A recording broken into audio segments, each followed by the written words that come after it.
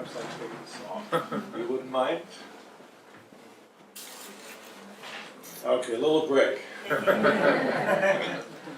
For you and for me. With multiple competing accounts of flourishing life vying for our allegiance while trying to ward off nihilism, the question of flourishing life is now more open and more pressing than ever. Yet just at this moment, serious reflection with this question is ebbing. For one, our lives seem to be too crowded, too busy, we might say, were it not that after long hours of work, we let entertainment and various addictions gobble up a good portion of the remaining time. Our lives seem too crowded to allow us to give sustained attention to the challenge of discerning life truly worth living. Writer David Foster Wallace described well the predicament of people living in modern, fast-paced, and entertainment-saturated societies. It is not just that we don't know how to live meaningful lives, he said. We don't even seem to be able to focus for very long on the question. On rare occasions, when we do focus, we are confronted with our lack of knowledge and skill to articulate for ourselves a vision of the good life. In the Life Worth Living course that we teach at Yale College, a student once remarked, exasperating with the predicament in which he found himself, the world's greatest traditions have been trying to answer this question for more than 3,000 years, and now I'm supposed to work out my own answer in my spare time? With neither skill nor tools to tackle the question, we resort to the habits we have learned in making consumer choices. We consult our gut feelings and some life project equivalent of consumer reports, and we decide, provisionally, for the most part, always keeping options open. Too often, the heart simply wants what it wants, and persuaded that it would wrong itself if it didn't get it, the heart makes the choice for us. Our only master seemed to be our taste, supposedly so authentically ours, and yet so consistently mirroring what is around us. But it isn't just that we are too busy and inept to take on responsibility for the direction of our lives. In the course of modernity, the notion of the good life has been privatized. If a kid asked what to do with his or her life, writes German sociologist Hartmut Rosa, teachers, friends, family will be sure to offer their advice, but they will almost inevitably rush to add, just find out for yourself, listen to your heart, come to know your talents and your yearnings. Thus, the good life has become the most intimately private matter. It is not just that we believe that we ought to be able to decide for ourselves how to live. We believe that the vision of life that is good for us is encoded in our particular character as individuals, and that our choice about the matter is valuable and worthy of respect just because it is ours and it resonates with who we perceive ourselves to be. An inviolable criterion of the good life is that it is authentically ours. Not so long ago, we considered the founders of religions and great philosophers who thought deeply about the question of life worth living as kind of doctors, medical doctors and nutritionists of our humanity.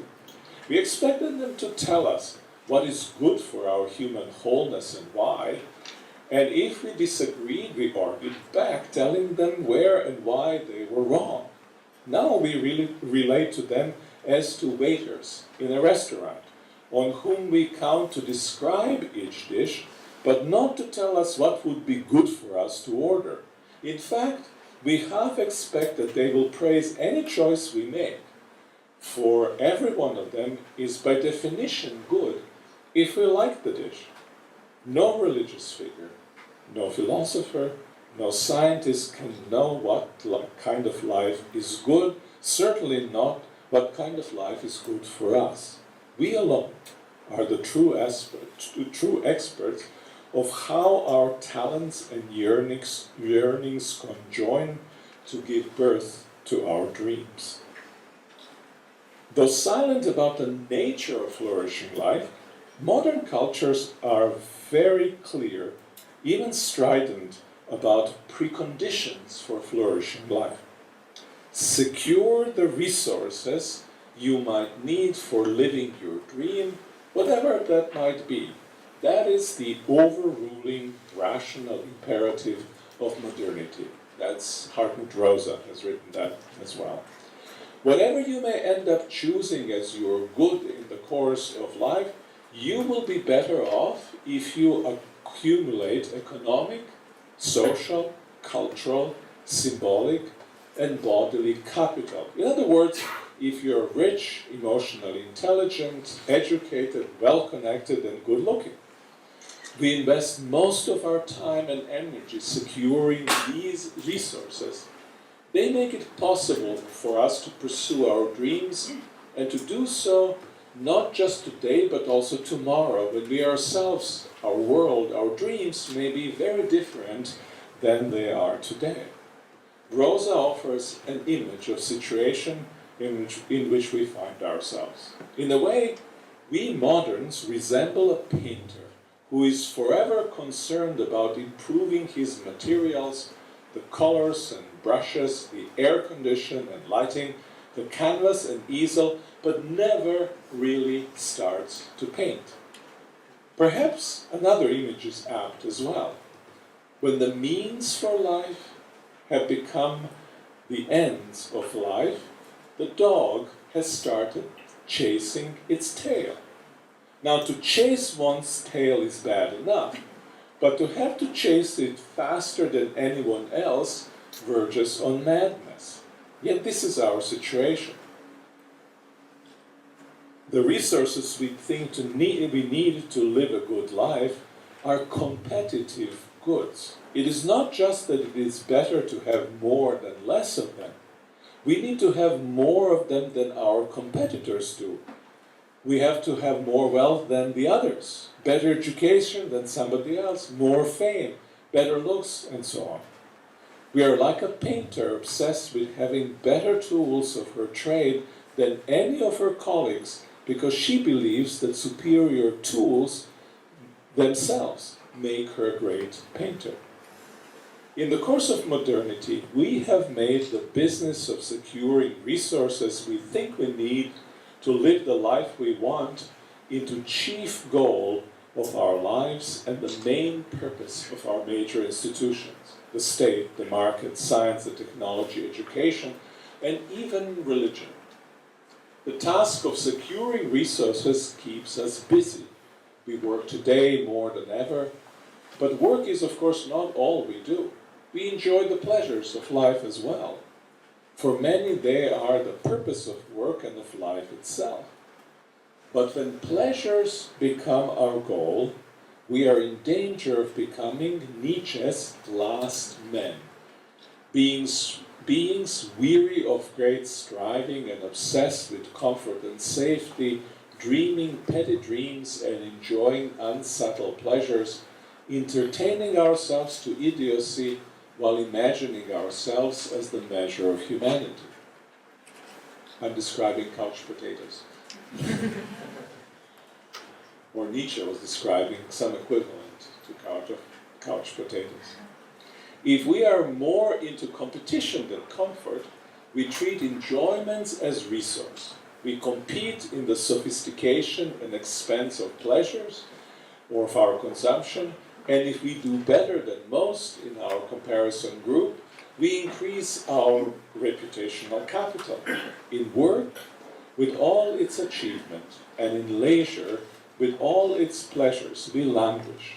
And that busy languishing closes our ears to the cries of the oppressed and to the eyes, and our eyes to the destruction of environment, and we fail to attend to the shape of our very humanity. With taste in charge of the direction of our lives and reason deployed mainly for creation of resources for life, we are left vulnerable to a sneaking suspicion of arbitrariness of our lives. When during a lull in activities or in a moment of crisis, a little demon appears on our shoulders, whispering into our ear that our work and our pleasures don't matter at all, we don't know how to get rid of him.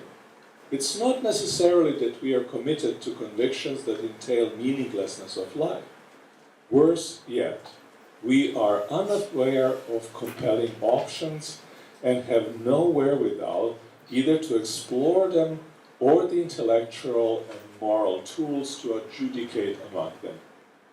The way we have been habituating to making choices about flourishing life almost guarantees that deeper meaning will escape us, and that if we should stumble upon it, we wouldn't even know how to recognize it.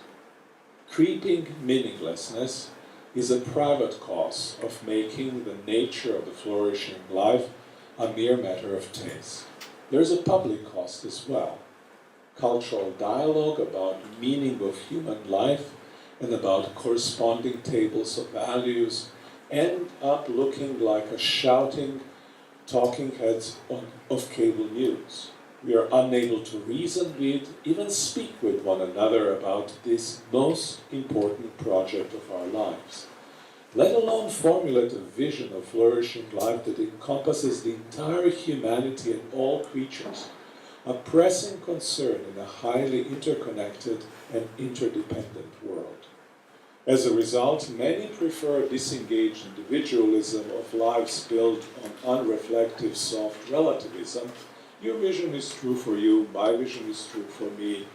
They prefer that to lives invested in the truth of our common humanity, but bereft of any responsible means of contending for it or for forging a common bond to it. One might think that our colleges and universities would be places for serious exploration of the nature of flourishing life, pushing it against the deadening effect of work and fun loop we don't know how to escape.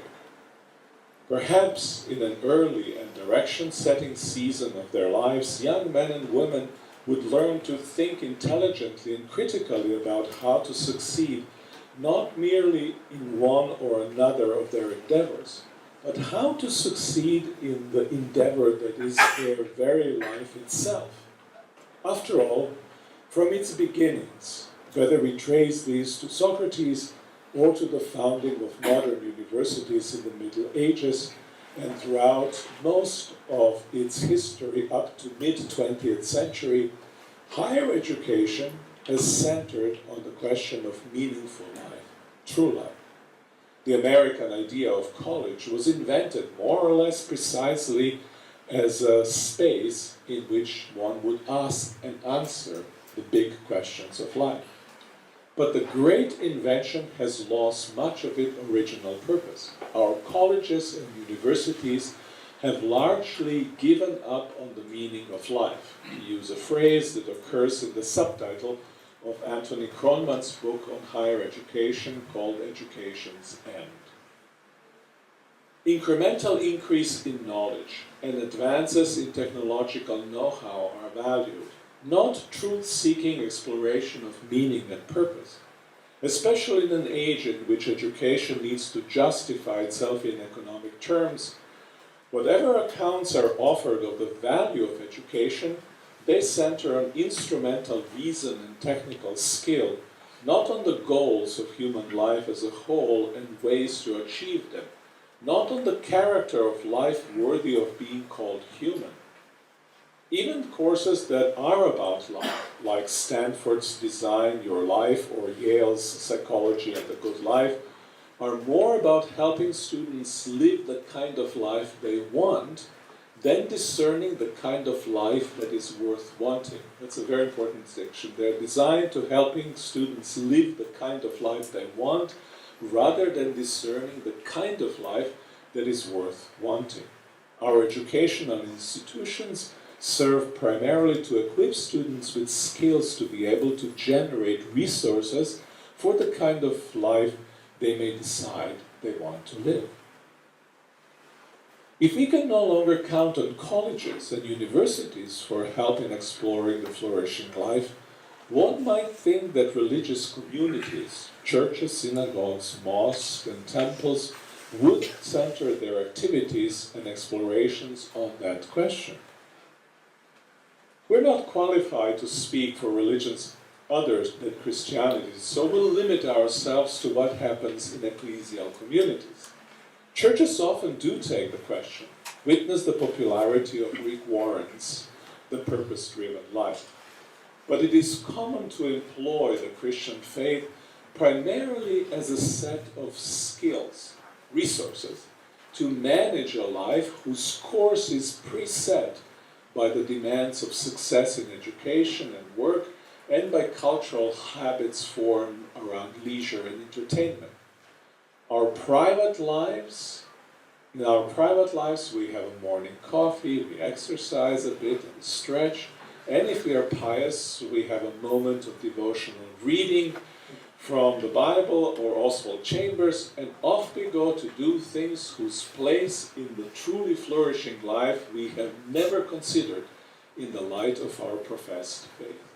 Sunday worship services are too frequently no more than communal version of such energy-boosting, performance-enhancing, and get-well morning exercises. Many churches, of course, do much better, and to the extent that they do, they're important schools of flourishing life. So two traditional sites of sustained reflection on the flourishing life: the institutions of higher learning and houses of worship. In them, too, the interest in exploring the most important question of human existence is waning. This in itself constitutes a cultural crisis of major proportions, partly also because it underpins and exacerbates many other crises. Many have sensed the resulting cultural vacuum and have attempted to fill it. Important philosophers have taken up the issue of the true life, sometimes with the goal of rescuing it from religious captivity back to philosophy and to the center of university concerns. Psychologists have done the same, especially those associated with positive psychology, though often with a problematic conflation of scientific knowledge and moral judgment. Religious thinkers from diverse religious traditions wrestle with the issue as well, of course, though often with little awareness of the changed conditions under which the question of flourishing life presents itself to people today. But all this is bucking the trend. Much work remains to reverse it. We need to revive a sustained, truth-seeking cultural conversation about flourishing life. As we live in a globalized world with a plurality of partly overlapping and partly contradictory visions of flourishing life contending in the same public space, people of many diverse religious and non-religious perspectives will need to participate in that conversation. Christian theology and Christian faith ought to become one such voice. Along with philosophy in its ancient mode, for centuries, Christian theology served in the West as the intellectual space for articulating visions of the flourishing life and sorting out contested questions of value. The great church father Augustine placed the problem of happy life at the heart of his theology. In one way or another, all great theologians did the same. They simply echoed in their own way, with conceptualities appropriate to their context, the orientation of the Christian faith toward the kingdom of God, life abundant, new creation, seeing God, New Jerusalem, or, as we like to put it, the establishment of God's home among humans. Today, too, theology has an indispensable contribution to make in countering taste-driven, individualized, unreflective ways of living and helping people articulate, embrace and pursue a compelling vision of flourishing life, a vision of true life for themselves and for all creation. Theology has a contribution to make to humanity's search for true life, and theology must make that contribution if it's to remain true to its purpose. The main purpose of theology is the same as the goal of Jesus' mission. One way to express that mission is to look at what Jesus rejected during his temptations immediately before embarking upon his mission. The first temptation is the most fundamental. Turn these stones into bread. The tempter taunted Jesus, famished after 40-day fast in the wilderness. Jesus resisted, responding, "One does not live by bread alone, but by every word that comes from the mouth of the Lord." Jesus was quoting the Hebrew Bible, Deuteronomy. These words came first to the children of Israel as a summary of the main lesson they were to have learned in the course of 40 years of wandering in the wilderness before entering the promised land. Bread was what they needed in the wilderness. That much was never in doubt. That truth, as insistent as a growling stomach, they did not need to learn. But they needed more than bread, that truth, not as obvious as the hunger, but as real as the possibility of missing our human purpose, that truth they needed to learn. All humans do, perhaps especially we moderns. We have made our greatest temptation into the chief goal of our lives and the main purpose of our major institutions, to create and enjoy more sophisticated varieties of bread. Living by bread alone, we fail our humanity. By not providing us with a compelling alternative vision of a good life, theology betrays its purpose. This is the tragedy of academic theology today. Right at the moment, theology's tools are most needed to answer the most pressing question of our lives and serve the common good, they're found stacked in the corner, dusty and neglected, even or especially by those charged with keeping them sharp. Theology is in crisis, largely because it has lost its nerve and forgotten its purpose to help discern, articulate and commend compelling visions of flourishing life in the light of God's self-revelation in Jesus Christ. Thank you.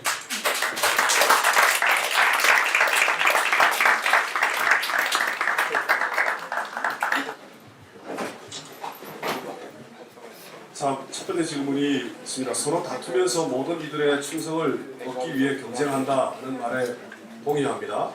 오늘 한국 교회가 적대시하는 그 이슬람, 또 동성애, 진화론 이슈 등의 구조를 만드는 일에 조언을 해주신다는 게 정확하게 제가 잘 이해를 못하겠습니다. 하여간 한국 교회가 서로가 적대시하는 구조를 만들어가고 있는데 맞습니까? 거기에 대해 조언을 좀 해달라 그런 말씀인 것 같습니다.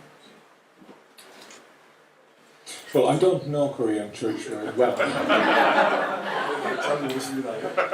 And if you don't know somebody very well, don't give them advice.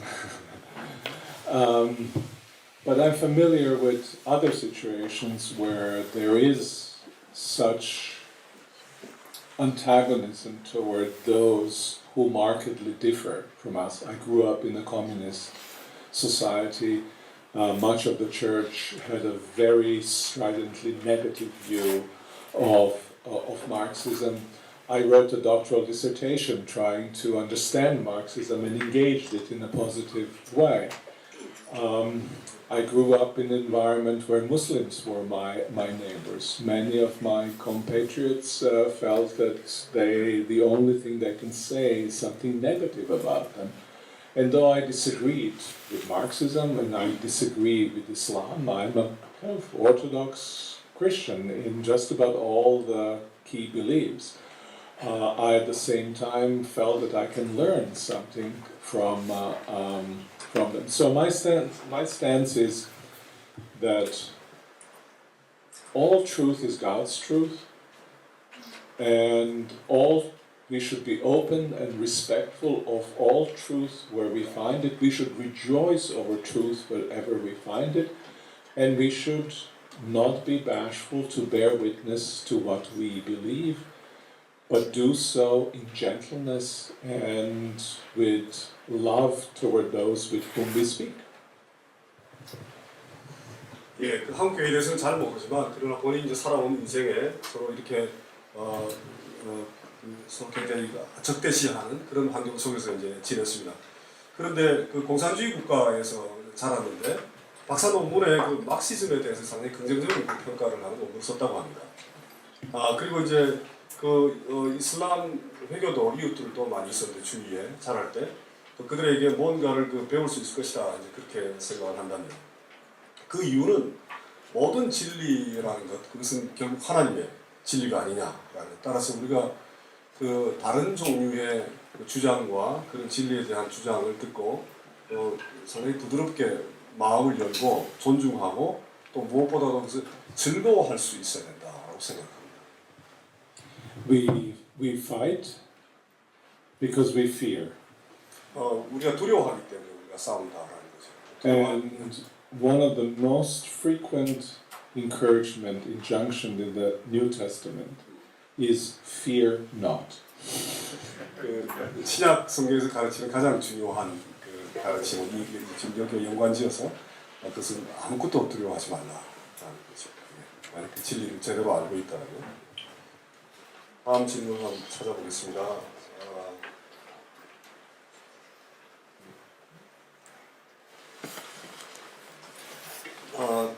지금 번영의 삶은 창세기 1장 28절을 생육하고 충만하고 다스리는 삶이 성취되는 것을 의미하는 것 같다. 그런데 아담은 실패했고 예수님께서 오셔서 그 삶을 살 수 있도록 다시 길을 열어주신 것 같은데 우리는 단지 예수 믿고 죄에서 구원받은 후 개인적으로 도덕적인 삶을 살다가 죽은 뒤에 천국 가는 것이 우리 신앙의 전부로 알고 있습니다. 2000년 동안 이러한 번영의 삶에 대한 비전이 왜 알려지지 않았던 것일까요? 지금 이 번영의 삶이라는 지금 볼프 교수가 주장하는 번영의 삶이 2000년 동안 왜 알려지지 않았냐 그런 말씀이실 것 같은데 실제로 그런 내용이 2000년 동안 계속 주장되어 왔다고 지금 얘기하신 거죠. 알려지지 않은 게 아니라. 어쨌든 제가 질문을 던져보겠습니다.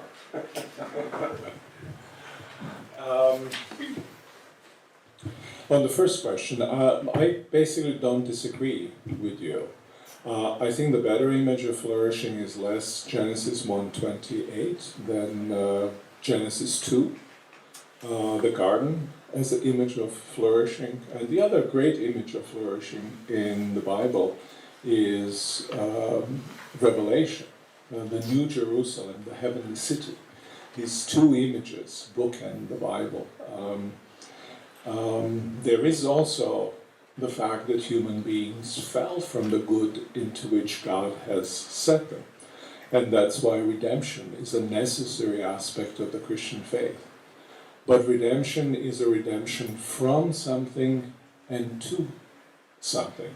And redemption is a redemption into the good news of the kingdom, which I have expressed in the term the home of God. World, or entire world as a home of God, which is the image that you have in the book of Revelation. That's God's intention for the humanity, and that's why Jesus came to be God with us, both to not just to free us from captivity to sin and to suffering, but also to take us into something new, something that even Adam did not experience. The redemption is not return to the origin. Redemption is a move towards something that is more than what was in the origins. And I believe that this is then the flourishing life. Image for me of not the image, the person who embodies flourishing life for me is Jesus Christ. The entirety of the story of Jesus is the story of a flourishing life, meaning from the beginnings, from birth, beginnings of his ministry, all the way through his resurrection, exaltation, and glorification. 예, 질문하신 분의 질문에 기본적으로 동일합니다. 동일하고 번영의 삶 혹은 뭐 충만한 삶 그 이미지는 두 가지로 우리가 발견할 수 있는데 성경에서 그 창세기 2장보다는 창세기 1장에 있는 가든의 에덴 동산에 아주 풍요로운 여러 각종 식물들, 채소들 거기에서 우리가 알 수 있고 또 하나 중요한 것은 요한 계시록에 계시록에서 새 예루살렘에 대한 모습들 이런 모습들이 이제 우리 번영의 삶이라고 이제 생각할 수 있습니다. 물론 아담이 그렇게 살아가는 걸 실패를 했죠. 실패를 해서 예수께서 오신 것인데 그러나 예수께서 오셔서 하신 구원이라는 것은 두 가지 방향을 가집니다. 하나는 무엇인가 사로잡힌 것으로부터 우리를 해방시키는 구원이 있고 또 다른 하나는 우리를 어디로 인도하는 그런 구원이 있습니다. 그래서 죄의 포로된 자로부터 해방하는 것이 전자라면 후자는 이제 우리 주장하는 그런 번영의 삶으로 우리를 인도한다는 겁니다. 그 번영의 삶으로 인도한다는 것은 결국은 하나님의 집, 사실 두 번째 강연이 하나님의 집에 대한 그런 강연입니다. 그러니까 세계가 하나님의 집이다라는 거죠. 그러니까 하나님의 집으로 우리를 인도하는 것, 그것이 이제 구원의 아주 큰 중요한 요소이다라고 생각을 합니다. 그리고 그것이 바로 하나님의 의도다라고 이렇게 생각합니다. 하나님 우리가 같이 함께 있다는 것. 그래서 이것은 단순히 창조했을 때 에덴 동산의 그 모습으로 원래의 모습으로 돌아가는 것이 아니라 아담이 미처 깨닫지도 못했던 새로운 상태로 가게 되는 것이다. 이렇게 주장을 합니다. 그래서 그러면 그 번영의 삶의 구체적인 내용을 가장 잘 발견할 수 있는 도대체 누구냐?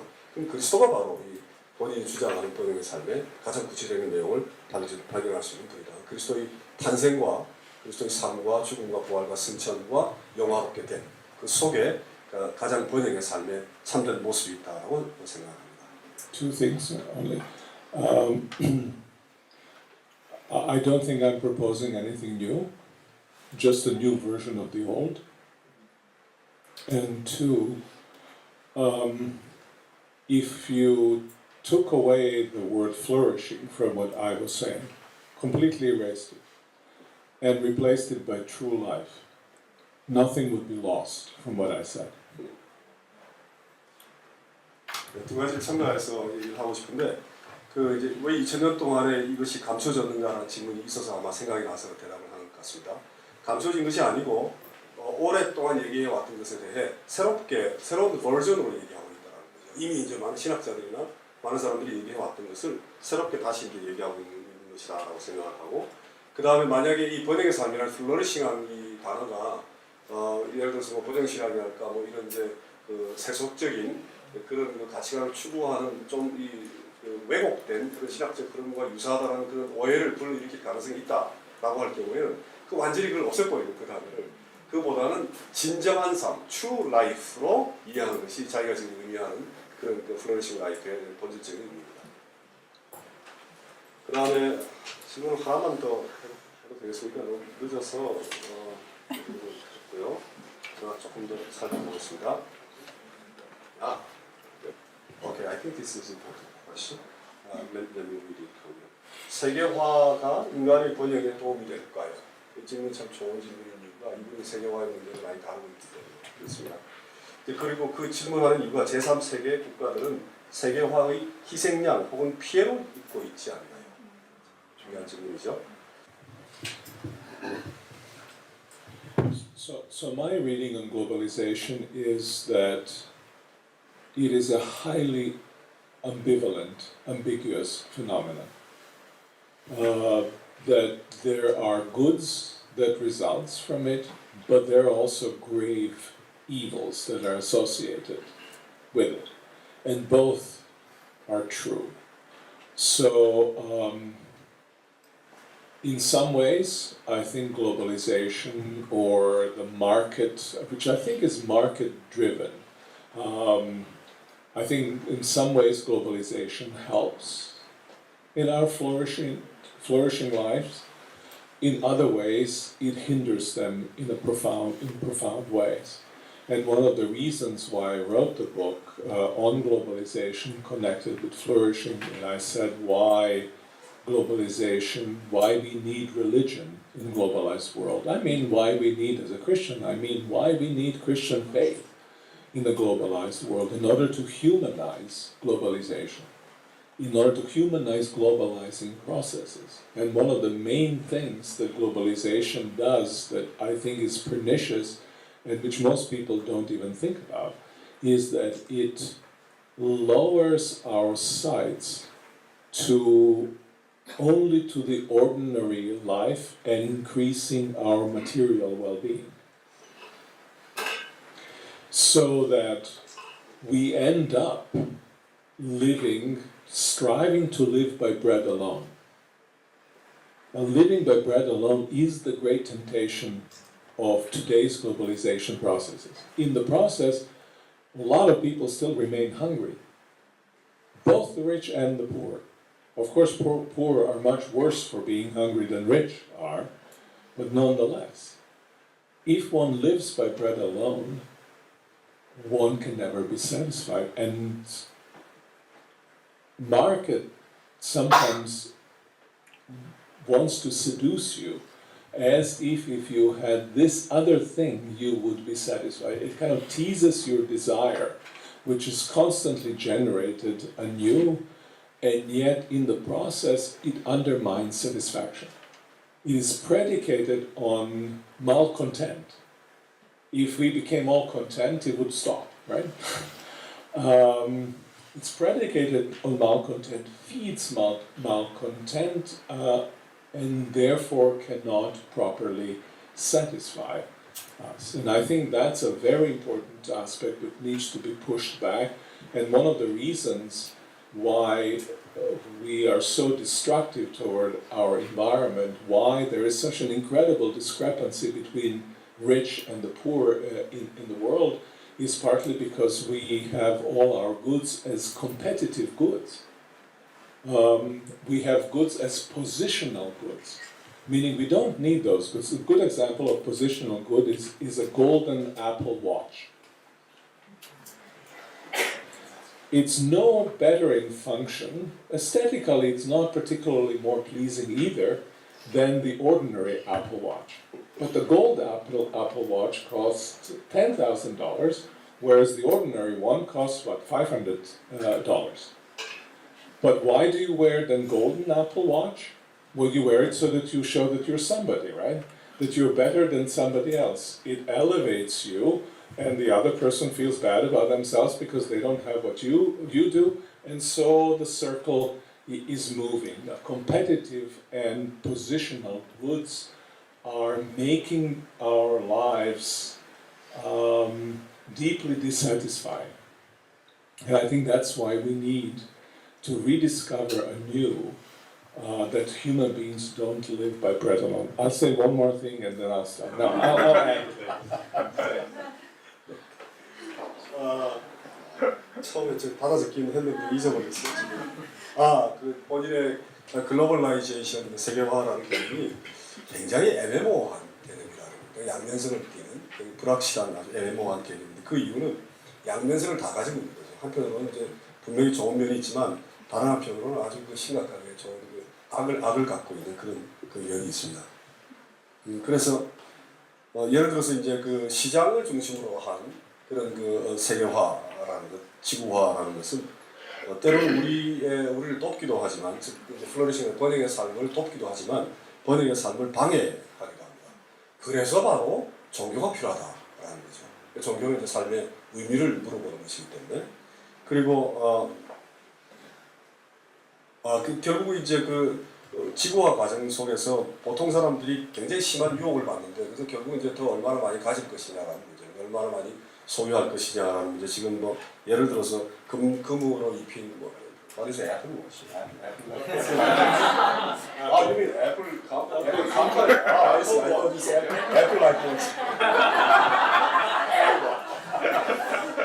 애플 회사에서 만드는데 뭐 금을 이렇게 해가지고 하는 게 시계가 있는 모양이죠. 굉장히 비싼 모양인데 도대체 그걸 왜 우리가 가져가느냐라는 거죠. 그러니까 경쟁적이고 소유적인 것을 보여주고 과시하기 위해 그걸 가지는 것인데 그것이 이제 만약에 세계화의 어떤 내용이 됐을 때는 상당히 문제가 많다. 그래서 잘못된 내용에 대해 지적할 수 있는 것은 사실은 종교가 아니냐. 바로 이제 이런 점입니다. 그러니까 단순히 글로벌라이제이션 그 자체만을 지금 추구하는 것이 아니고 그것이 갖고 있는 구체적인 내용에 관해 이분은 분명히 지적을 하고 있는 것 같습니다.